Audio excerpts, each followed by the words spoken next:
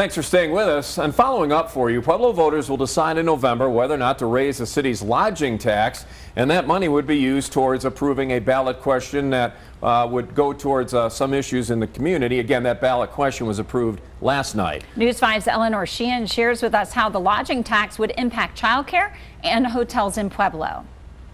It's not going to fix the problem, but it's sure going to do more than what we have now. Pueblo is considered a childcare desert by city officials, meaning there's a lack of available licensed childcare facilities people can afford. If this proposal passes, parents would be able to apply for this money to help pay for childcare.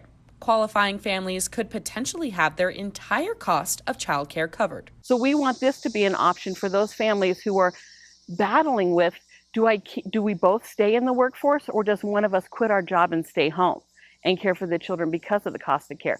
We don't want that to have to be a decision a family makes. The city estimates the tax would raise over $600,000 for childcare each year, but not everyone is in favor. The Pueblo Lodging Association does not support the proposed ballot measure to increase the lodging tax, nor the principle of using lodging tax collections for anything other than the tourism promotion of our great community. The Lodging Association voiced their concerns to Pueblo City Council on Monday night. We understand what the benefit to the city is, but what are the guests getting out of it? Members of the Lodging Association do not agree with the tax increase. They're concerned about the city's estimates that the lodging revenue would drop by 13% this year. But one city council member says the tax would only cost a visitor an extra $1.77 a night. The Lodging Association wants the money to come from a different source. In closing, I'd ask you that you please reconsider this proposal. Let's go back to the table and do it better. Let's not put our social problems on hotel guests. But childcare workers say this needs to happen. I'm hoping that voters pass this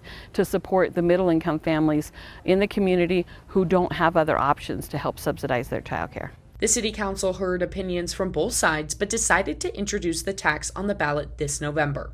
Reporting in Pueblo, Eleanor Sheehan, News 5.